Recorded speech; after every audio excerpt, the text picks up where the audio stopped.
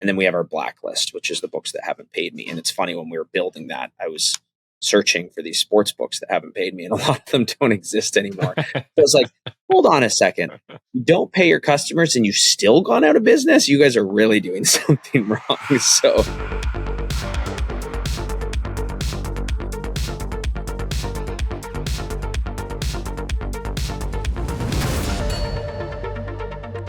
welcome in, it's Behind the Lines, purifying sports betting, winning with SX. I'm Shane, Pace is here. John Wilson, the great Gosu, in the house as well. On today's show, Kalshi gets sued again.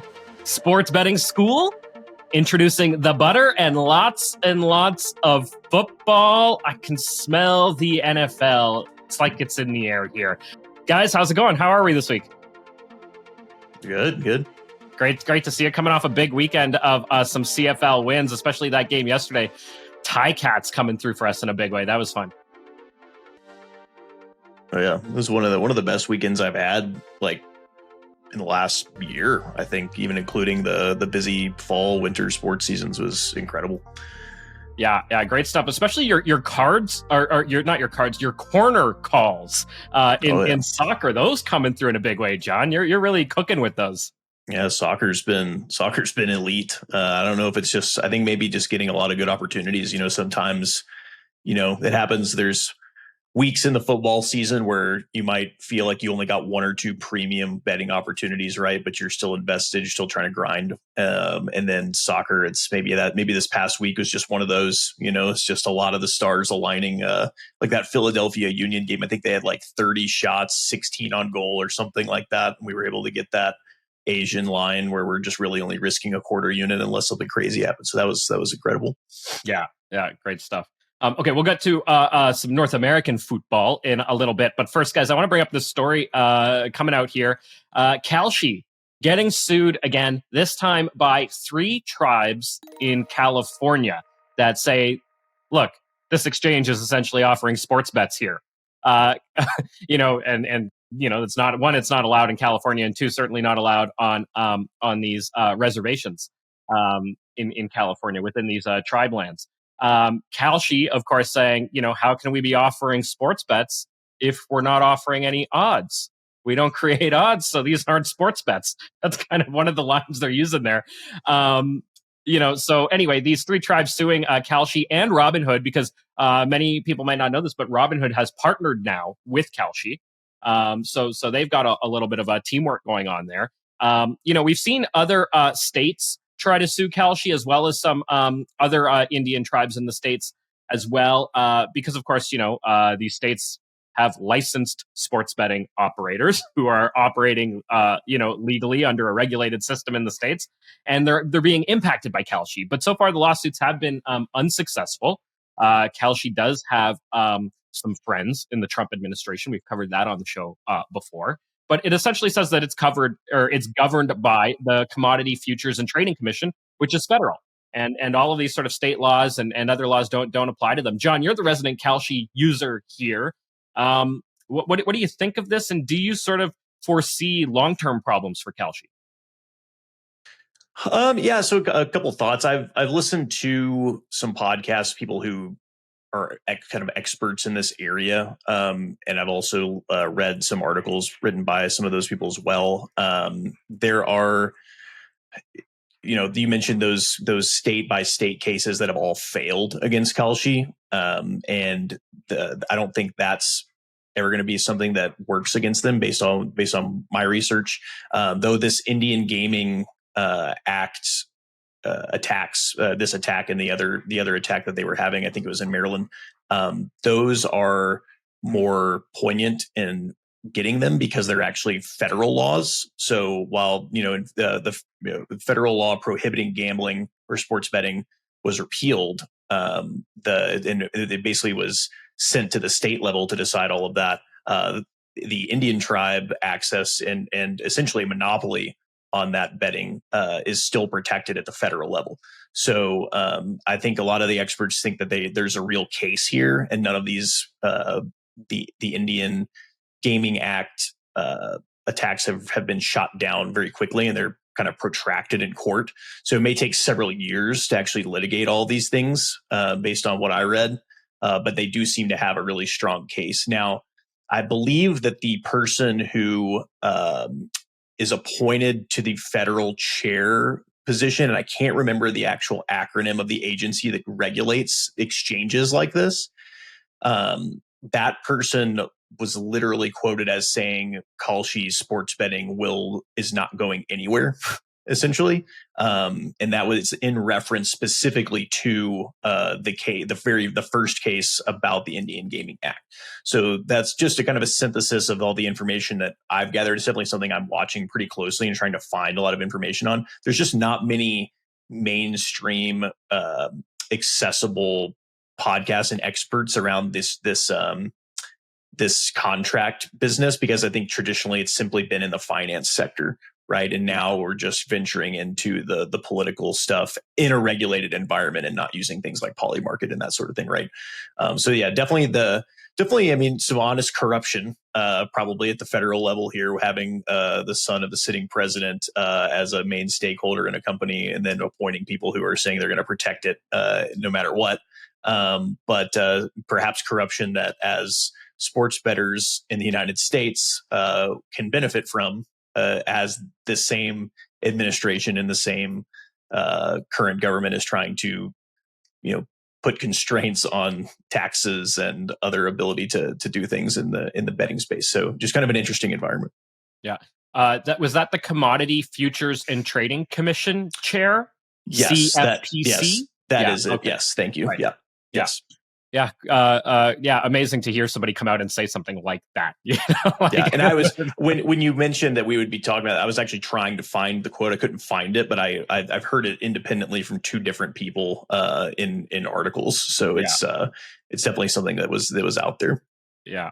And I saw something last week too. You mentioned a Polymarket. It looked like, I think they bought a smaller exchange in the US. It looks like they might be trying to sort of make some headroads in the North American market and sort of try to get back in. So that's something to watch, I think, too, right? Yeah, I mean, I'm definitely looking forward to, obviously, the only things you can really have available to you, or at least the only things that they've seemed to have available at this point, is obviously money lines and then future wagers, right? Things they can simply resolve as an outcome, and there aren't really like line setting, which would be explicitly bookmaking, but getting really good prices or catching people, like we've mentioned before, on people that are willing to pay really bad prices, really bad juice for a big favorite or something late in a football game, when you can get a team driving down 7 or something to win a game.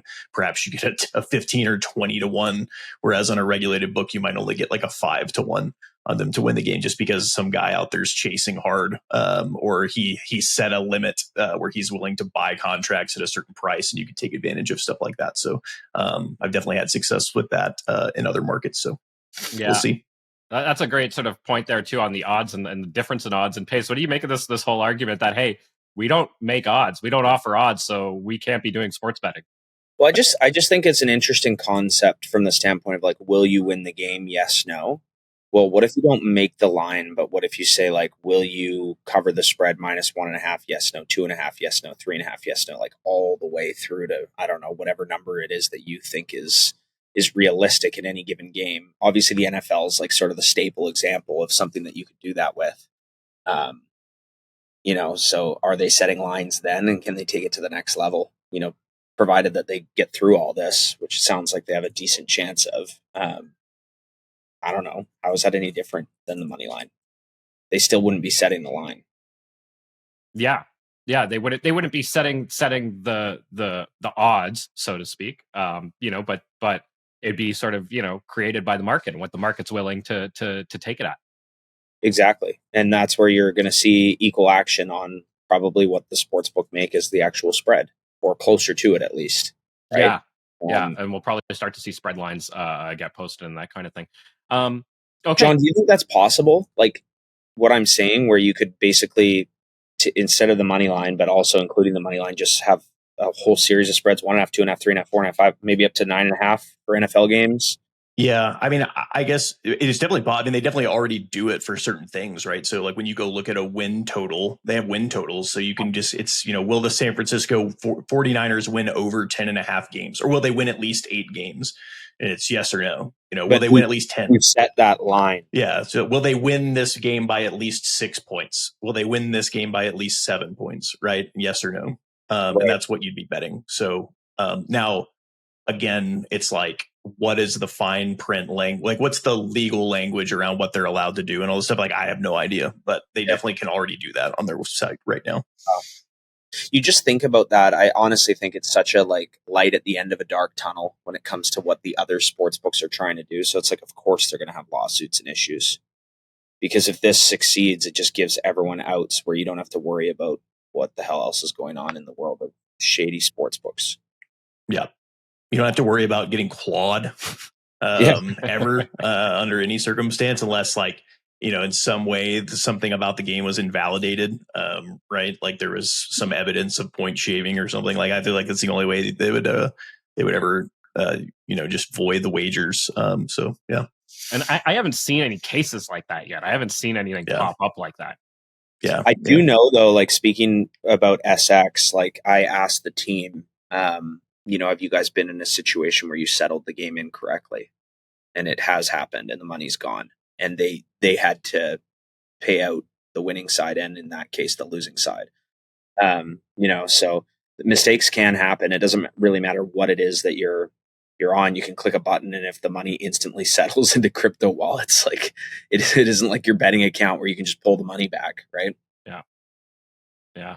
It'll be interesting when Kalshi runs into their first instance of having to do that. I'm sure we'll be covering it here on the podcast when it does happen. Yeah. All right, guys, I got a concept for you, and I think you're gonna like it here. But let's imagine that we're all back in our late teens and early 20s and trying to figure out what we're gonna do with our lives. And you find out that the local community college or university is offering a course in sports betting. You signing up? You enrolling?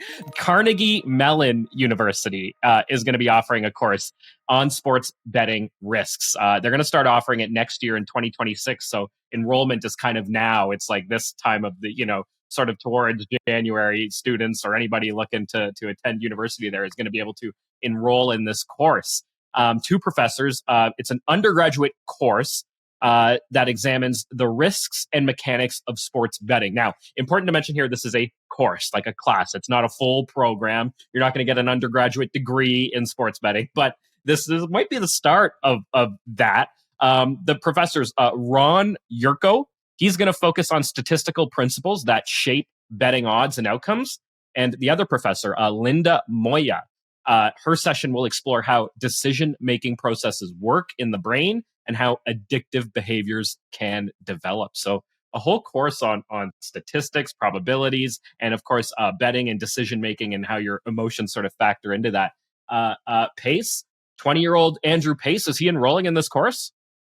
Yeah, I was playing poker then, but I mean, the modern day poker, I guess, is sports betting. The issue I kind of hear with that, and maybe it isn't an issue, is it sounds to me more so like that course is designed to teach you that you're not going to win over time, and the statistics behind how the sports books make their lines, and that you kind of are flipping a coin, with VIG. So obviously, bleeding juice over time, and especially with the risks and the brain stuff and potential psychology behind it. It almost seems like they know young males in particular are really susceptible to the risks of gambling, and they want to create this cool course where they end up learning that they shouldn't do it. But what I was going to say is just really, if you want to get ahead in the world of sports betting, you just want to engulf yourself as many stats courses as possible, and then apply those teachings to the world of sports. Which I don't think it doesn't sound like that's what this course is. But yes, I'm enrolling, Shane. I'm enrolling. You're enrolling. You're in. Okay, you're in. I'd enroll now just to hear what they're talking about. Just to see what it's about. Yeah, you're right. I had that bit of a skepticism too. Is this going to be a course designed to just sort of teach young people that you're probably not going to win at this? Is that the whole point here? Right. Maybe, right? It might be. I don't know. But you mentioned other courses. I've got a niece. She'll very soon become an actuary. She's going to be graduating. And that's sort of a path that we know many professional sports bettors have taken over time, right? They've started out, studied actuarial science, and maybe have gone on to work for insurance firms and that kind of thing, and then took those skills and applied them to sports betting. And I'm sure there's other sort of disciplines in math specifically, where you could sort of take that education and apply it. But John, do you sort of perhaps see this catching on at American schools where, another school sees, oh, they're offering a course in sports betting and it's got a lot of attention, and maybe we should do something like that. Maybe we should turn it into a whole program and have an undergraduate degree in sports betting. I would be skeptical. I think the United States still has just a real stigma about sports betting, and if there were courses about it, it would be as you described, of like saying you just shouldn't do this. Like, here's all the mathematical reasons you shouldn't be betting on sports or gambling in any sense. I know I took an actuarial course in college as well. We used gambling, like we used like a roulette wheel, and like showing your expected negative returns, and like it's again in a similar sense to take a mortgage loan, right? And when you have like how much front loaded interest, like imagine like you took out a loan to play roulette, like here's how often you'd have to win to actually break even in the long run, or like that's so I think that would probably be how it is.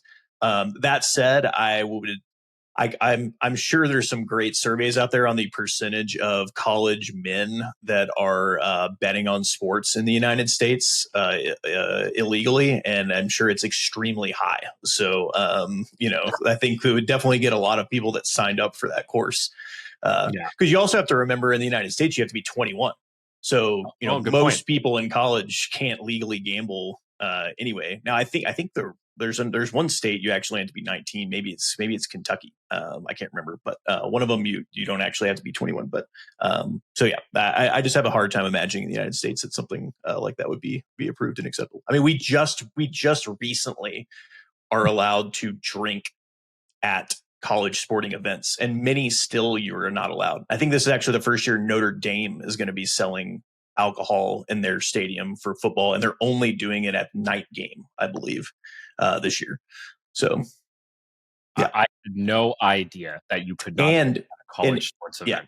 And so if you go to the SEC basketball tournament, when it's like I've been in Nashville before, you can drink. You can only drink in your. You can drink at the event, but you can't drink in your seat if you're in the lower section, because they don't want on TV to see people who might be college age drinking on TV.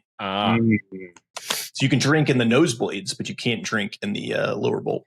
Student sections just pouring to the upper bowl like crazy. Yeah. So instead, you have to drink out of your Ziploc bag that you brought with you. I was going to say, because it looks like some of these students are figuring out ways around that. Yeah.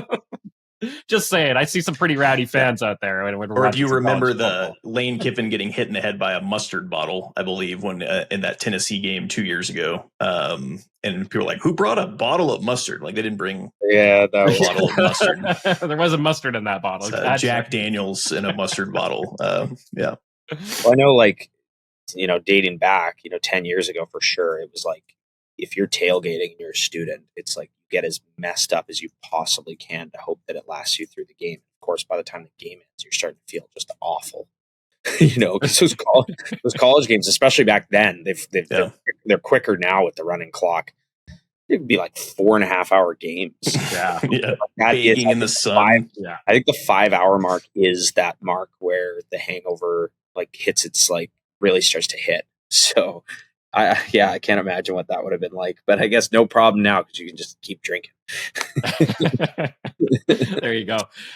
Okay, moving along here. Pace, I always thought that, inplayLive in a lot of ways and what you offer, especially when it comes to the master classes and that kind of thing, was a bit of gambling school all in of itself. In a lot of ways, right? You're getting a sports betting education through inplayLive. So that I always sort of kind of looked at it that way. Now inplayLive doing something else that is out there to help bettors perhaps learn more about some of the sports books that they're interacting with and that kind of thing. Tell us a little bit about the butter. What is it?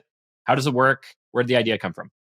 Well, I think that the community has been pretty interested in a lot of times of where I am betting. I don't think that that's necessarily the solution that's out there right now. But anyways, yeah, the inplaylive.com/butter is a book review platform. Now, it's a work in progress. And essentially what we've done today is put up 5 books that are doing something maybe a little bit different in the industry and or are reputable that I've never had issues getting paid at. But the idea is you can go review those 5 books right now. Maybe there'll be a book there that you haven't seen before that you want to start playing on. But you can leave your review, your personal experience, and then also contact us if you're like, hey, I really want to see if this book's reputable. I want to work with them. And then we have our blacklist, which is the books that haven't paid me. And it's funny, when we were building that, I was searching for these sports books that haven't paid me, and a lot of them don't exist anymore. So I was like, hold on a second. You don't pay your customers and you've still gone out of business? You guys are really doing something wrong. So those are the ones that are currently still operating that I have not been paid at. There's a chance you've been paid by those sports books, which is great. But I think the SOS or the information of having that posted so people know not to play on those sites is pretty important. So I guess what I would say is head over to that site, check it out, drop a review. If there's a book that you want us to look at, there's a contact form there. Just click the button, fire it away to us. We will check it out. And in time, I can't just be like, oh, they're great and they're reputable tomorrow. I got to play on there, and I got to have been paid, and ideally in the cases that we're listing, been paid a few times, a few different people. So that's really what it's all about. And then we'll hopefully get those sports books up there, so that people have a hub of a decent level of reputability.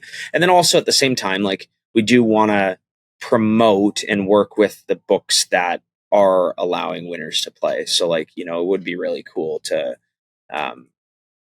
have some of these exchanges succeed and people learn about them on this site and how they work and how they operate, which of course SX is at the top of the list there for us. Yeah, I went and dropped a review on SX as soon as I saw this. I just had to go, chime in and give my 2 cents there, because it is such a great book, and I'm looking forward to what they're going to be doing in sort of the fall of this year, and what they're going to be offering live wise and that kind of thing. Pace, you mentioned that people often want to know, where are you getting that line? Where are you betting this market? That kind of thing. So on these reviews, do you say what markets they might be good for, or can people drop those lines and say, hey, this is good for this market specifically? Yeah. I think the thing is when we were doing some of those reviews and things like that, we had categories like, are they good for the in-play live hockey markets? And a really good example of that was stake.com they had everything. Now they literally have nothing. Right. Things change pretty quickly. The other thing we're looking at is, when do they close for this sport? When do they close for that sport? Just going through everything we could think of. And we were like, you know what? It's just going to provide people with inaccurate information over the course of time. It's going to be accurate the day I post it, and we're not going to be going into this thing and, redoing our posts all the time. It's just not something that we have the capacity to do. The answer to that is yes and no. We're putting in information there that, implies whether they're strong or not in certain categories. But ultimately, the community has the ability to rate the live markets, to rate the verification process, to put their own ratings in there, and then to leave a note on their experience. And that is hopefully something that the community itself from In-Play Live, this is eventually we get down the road where they have driven, the success of what it is that we're trying to do, so that a new user could be like, oh, the In-Play Live community really doesn't recommend this book, or really does. So that's obviously more of a long-term vision.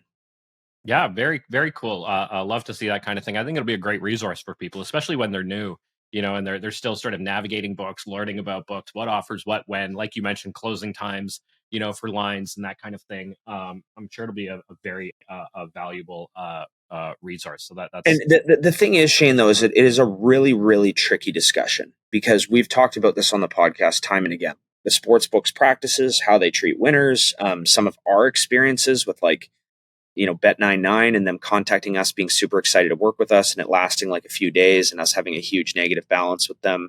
we've seen all of that. So like when we put a book up somewhere, that could lend itself to that sports book. Like all these sports books want the promotion, and then all of a sudden that could lend them to being like, we don't want to be on this site. Their users are killing us, right? So it's a really interesting equation and relationship where these books want players and they find out who they have. And we might be telling a really interesting story on this podcast in this department pretty soon here, Shane. Oh, ooh. Raj all right. Raj and I have a 2-week deadline, and then we're spilling the beans. So, geez. Okay. Can't wait to hear this one. It's juicy. Wow. All right. All right. Well, stay tuned for that. Big teaser. I really hope it's a story I don't have to tell. Right. I hope that things get cleaned up. So okay. We'll see. Yeah. We'll see. Very cool. All right. Well, I hope you get.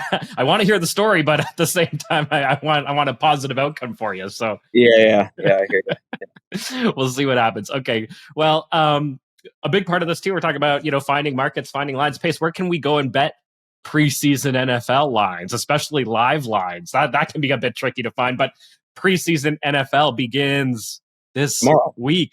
Tomorrow. If you're listening to this on Wednesday, it begins tomorrow, Thursday. Pretty amazing. I mean, we're already here. It feels like it wasn't that long ago that we were doing Super Bowl stuff. I don't know. I mean, it seems like it's gone by fast. Usually it feels slow, but it feels much quicker this time. I'm already listening to my fantasy football prep podcasts, as I get ready to kill a draft in a month or so.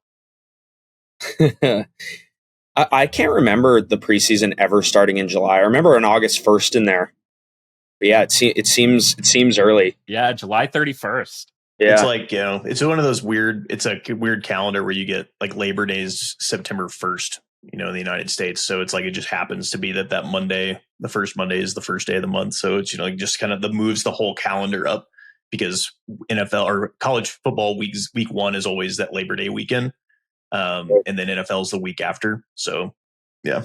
So, John, what do you make the line at? Tell people out there.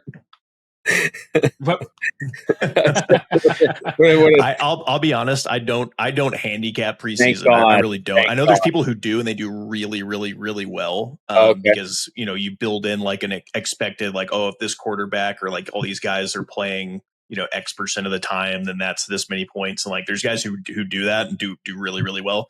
I haven't gotten there yet. I'd rather just bet CFL instead. Honestly, like blind betting the model this year, 58%. So it's like, why bother with something else? I can actually, I have a pretty cool story though about the preseason in the NFL that I think is kind of cool and also powerful. So this airs on Wednesday. I believe it's Friday. Friday. inplayLive officially turns 5 years old. Wow. So Raj and I were on the golf course behind this hotel right here when the first ever member joined. And an email popped through on my phone. I threw my club in the air. We sprinted up and down the fairway, jumped and hugged each other when that first person joined. So it's kind of a special place in our hearts because of the fact that this is where we were. And interestingly enough, on the other side of the lake here, during COVID is when we filmed our Masterclass. And we have redone that Masterclass, but we wanted to keep one chapter of that original filming. So it's our time commitment chapter is still that same spot and shot. And hopefully we'll be able to keep that because every time I redo the Masterclass, I think it's time to redo it again. I definitely think it could be totally redone again. A lot of the same morals and messages and strategies and things like that, but I'll just obviously with a little bit more polish. At that time, NFL preseason did not exist. It had previously existed, but they got rid of it because that was the COVID season of football. So I actually don't even remember what teams were doing for preseason, but I know the preseason didn't exist. So we went a couple years of starting inplayLive without the NFL preseason happening at all. And then I know previously to inplayLive, there was 4 weeks of preseason, and then they moved it to the 18 weeks of regular season, 17 games per team.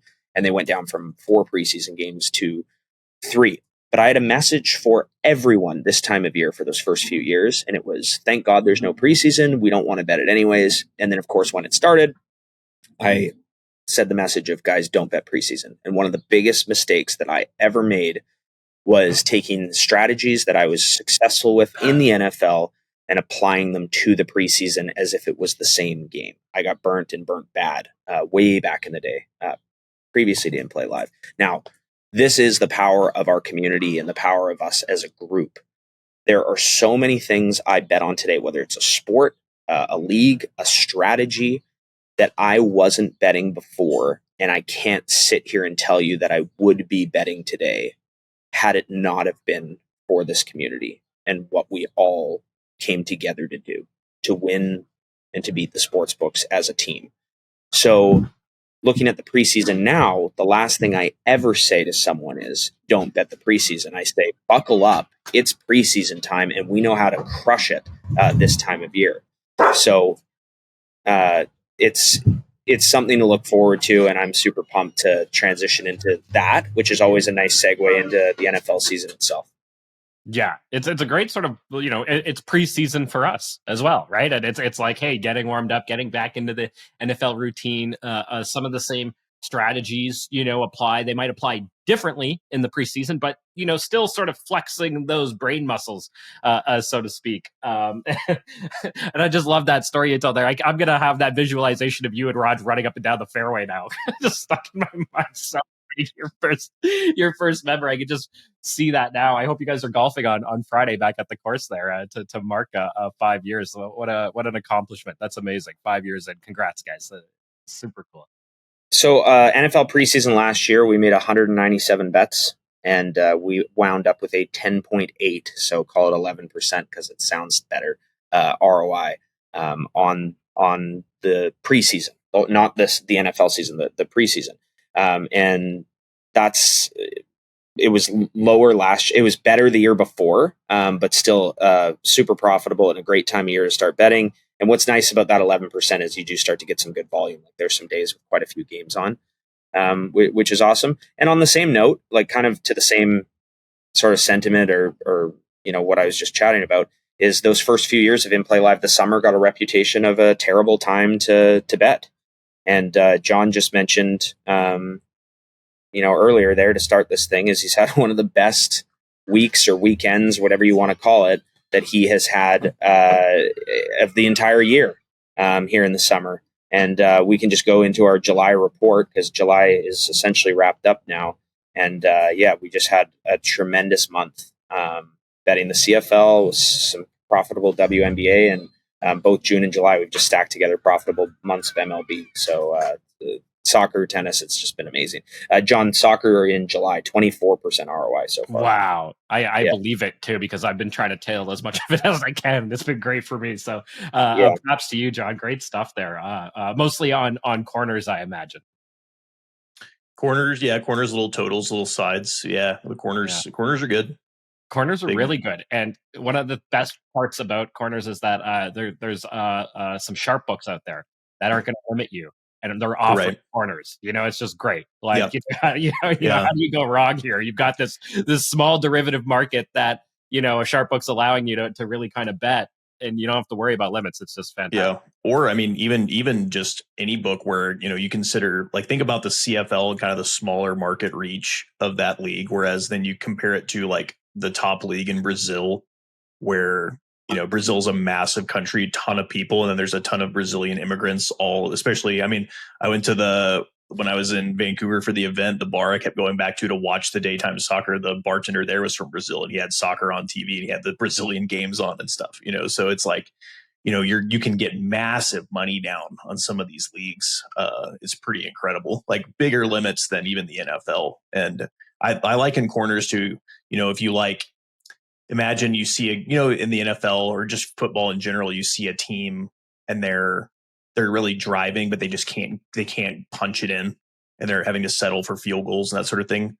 To me, corners is like, if I could just bet that team to gain yards instead of score, it's like it's like a proxy, a little more reliable. It's kind of, it's just interesting.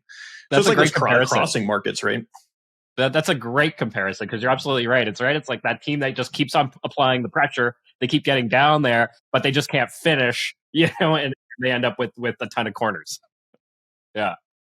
Great stuff there. Well, nicely done throughout the month of July. Looking forward to more of that in August and the month ahead. But we've still got a ton of CFL going on, and I think it's time to hit the gridiron for the grind officially here on the show. How did we do last week? How did we do last week? I think we did pretty well last week. We lost the Stamps, but I think that was a great bet. Vernon Adams, running back, fumbled in range up 7, and then he had to leave the game from an injury shortly after that. So yeah, and then I think they just ran the ball after that too. But they did. It was. They played to not lose and lost. Yeah. Yeah. Well, we had them in a teaser as well, so we went 0-2 last week. I actually went back and compiled the official picks of the podcast so far. So like I say, we're 10-8 now on the season, including the teasers that have been added in there, a couple in there. But that's not including like sprinkles on the money line of an underdog. And literally every time we've bet an underdog or an official call on the underdog, it's won, and the money line would have also won. So yeah. Ooh. All right. Well, any underdogs this week? Let's find out. All right. We've got, we're back to the schedule this week of a game on Thursday, a game on Friday, and then 2 games on Saturday. So no Sunday game this week and a doubleheader on Saturday. And I imagine too, I didn't look at the full preseason NFL schedule, but there's probably some preseason NFL kind of sprinkled in there as well. So we're going to really be ramping up our football intake this week. But things start Thursday night as per usual with Calgary, the Stamps, heading east to play Ottawa. Yeah, this I'm assuming this line is implying that Adams is playing. I still don't know. Still don't really know what happened. I guess people say he got concussion or he was in concussion protocol, but we still never saw him actually get hit in the head. So I don't really understand that. But this is basically exactly the line is anywhere between 4.5, 5.5 for Calgary right now being favored. I make it 5.5. So this line's pretty. I think the market is kind of. It took them a while, but they're finally caught up a little bit to Calgary. And so I'm assuming Adams is playing. I do just kind of want to watch him and make sure there's no rust that's got to come off if he did, get hit in the head or something. So nothing pregame for me on Calgary this week. It's absolutely bizarre. So we saw 2 quarterbacks get injured with absolutely zero discussion other than they're not playing. And Kolaros, right? Yeah, he gets hurt. They don't know that he's not coming back out. He comes back out in street clothes. There's no indication right now of what the hell's going on. Vernon Adams was crying on the sideline. And then after the game, they're like, yeah, he's good to go for Thursday. Like, doesn't make any sense. And when they get asked about it in the press conference, they don't there's no answer or reports anywhere to see what happened. It shows you how weird it is that we're focused on this league because we're the only people that are. Yeah. No one cares. Yeah. The beat reporters don't even care the same way we do. Just awesome. It's weird. It's weird. Well, yeah. I mean, it's the CFL. So yeah, it's very weird. I'll just correct myself quickly too. We only have the one NFL preseason game on Thursday, and then it's the following week where we get a ton of NFL preseason games. That's when we'll really kind of ramp up the football intake there. And a lot of it will sort of coincide with CFL stuff, and it'll almost be like full football slates. But that's not till next week. We'll talk about that more on next week's show. For now, Friday night, the Toronto Argos go to Winnipeg to face the Bombers. Anything there, John? Yeah, I mean, again, another line that implies that Kolaros is fine and playing, but like Pace said, we saw him sit out the second half of that game. And even with him, this line is mystifying to me. Toronto plus 6.5. I think last week I said I made it like Toronto closer to a pick. And Toronto was at home in that game, but I've mentioned a million times on this show when we talk about CFL, I just don't give much home field in CFL, hardly any at all. And so they beat them pretty squarely. Toronto with Buckle. I mean, Buckle's starting 9 weeks now. He's a starting quarterback in this league, and he's better than most of he's better than some of the other starters. I'd take him over Trey Ford or Drew Brown. right? So it's, I mean, this line's crazy. So I think it should again be close to a pick. Maybe I'd even make Toronto slightly favored if you're, reacting at all to what we saw last week, where they just looked better on both sides of the ball. So I just the 6.5 right now is crazy on the plus side. And I think Pace, you texted me yesterday. It was like over a touchdown. It opened at 8.5. Yeah. Wow. Yeah, it's absolutely insane. It's absolutely insane. And Starbuckle has looked really good, and now he knows he's the guy. So Chad Kelly is out 6 more weeks at least. Yep. 6 more weeks. What happened there? They kept saying he's going to be back week 7. He's going to be back week 7. We heard that throughout the whole beginning of the season. And then we got there and they're like, 1 more week. And now they're like, no, 6 more weeks. Yeah. Yeah. I mean, at this point, it's going to be one of those awkward situations where if they turn around, they win a bunch of games and they're in the playoff race or even securely in, with how easy it is to get into the playoffs in this league. Like, would you even just bring him back and know that he could be rusty and stuff? You see that happen a lot of times in sports where a guy is out for a while and you don't even, it's like you feel like you have to bring him back, even though honestly, maybe you shouldn't. So, I just would say, like, why risk it at this point? He's going to be out until what, like week 15 at least. So crazy. At least, yeah. Wow. Okay, so you didn't make a call here, but I'm assuming we're on. We're on Toronto. Yeah, we're on the plus. I would bet anything up to I would bet it down to plus 3.5. So if you can't get 6.5, whatever, that when the podcast comes out, it's fine. 3.5 or better. I would just take the best number.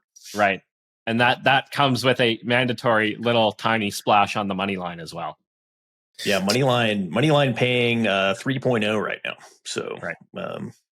John, it's also worth mentioning on your CFL pregame stuff where you're like, we're officially 10-8. Like last week's a really good example where Hamilton's line got to plus 3.5. So it wasn't an official call at the time of the podcast. We ended up getting on them pretty heavily during the game. Then you ended up the Toronto line moved the way you wanted it to. You ended up calling Toronto pregame. True. Yep. And then we called 3 unders pregame and went 2-1 on those pregame calls in the CFL to our group. So if for whatever reason you're not a member of inplayLive and you're listening to this and you are enjoying this kind of stuff, we do predominantly bet live, but there definitely has been a lot more of the positive EV CFL calls that end up going through the group based on the line movement closer to kickoff. I would say most like right at kickoff pretty much is when we're calling a lot of those. So yeah, we have done, I would say, better than maybe the podcast implies. But as John mentioned, a couple of those weeks we swept and we recommended a parlay, or we recommended some of the underdogs that came through along with the plus. So hopefully Toronto follows suit. Yeah. And if you hit some of those dogs too, like even 10-8, but some of those dogs at big plus money, the unit sizing or units gained is certainly still very good. Okay, over to Saturday, doubleheader. First game, Hamilton in Edmonton facing the Elkamos, right, Pace? That's what we call them now, the Elkamos? Official name change? Well, official name change is the Elks, but that's the old with the new. Right. Okay, John, what do we like here? So this line, Hamilton minus anywhere from 4.5 to 5.5. Hamilton favored. It's pretty much exactly where I've got it. I've got it Hamilton minus 4.5. So probably nothing for me. Maybe if the line moves one way or another this week, could be interested. But this looks like a pretty spot on line as far as I'm concerned. 4.5, 5.5 is just really not much difference at all. So, all right. So nothing for you on this one. Nope. Okay. The other one. The Rough Riders in Montreal playing the Alouettes. I think this should be a pretty good game. Yeah, do we know if Alexander's playing? He's out for 6-7 weeks. Oh yeah, that's right. He's out for 6 weeks. Yeah. So this one I've got this closer to a pick, which actually kind of surprised me with no Alexander. So the 2.5 on Montreal is like a little appealing to me, but I'd really just want, I think if I were to pull a trigger, I'd want over 3. So I'm probably just going to sit this one out and maybe just watch to see if that line moves, because people are betting against the backup there. But that's basically, that's where I've got it. I've got it Saskatchewan -1, -0.5 a point, something like that. So. All right. So really, just to recap, it's a pretty easy recap here. The only thing that we really like heading into the week is the Argos plus, a big plus on the Argos and maybe some of their money line. That's it. All right. There we go. Well, that does it for this week. But before we go, Pace, I want to give a shout out to a couple of winners in the inplayLive community that are heading to Bet Bash. They didn't know they were going to Bet Bash a day ago or 2 days ago, but they certainly know they're going to Bet Bash now. So congrats to Toads and congrats to Nick. Way to go, guys. That's awesome. Can't wait to meet you both in person. I think I met Toads. I met Toads 3 years ago at inplayLive's event. So Toads, I've met you already, but Nick, looking forward to meeting you in person. And congrats to both of you. That's going to be a great time. We'll all three of us will be there along with a few other members of the IPL team. So that'll we be awesome. do have more than one Nick, so this was a different Nick. Yes, this is Chosen, Discord handle Chosen Nice. in the community there. There's only one Toads, so that was easy. There's only one Toads, yeah. There we go. All right, guys, a lot of fun. Till next week, Pace, John, sports bettors around the world, keep eating those books. Thanks for tuning in to another episode of Behind the Lines. Remember to like, download, and subscribe. We are on YouTube, Apple, Spotify, and everywhere you get your podcasts. Have a betting story or want to be featured on our podcast? Drop a note in the comments below. And if you want to join in Play Live, use promo code Behind the Lines.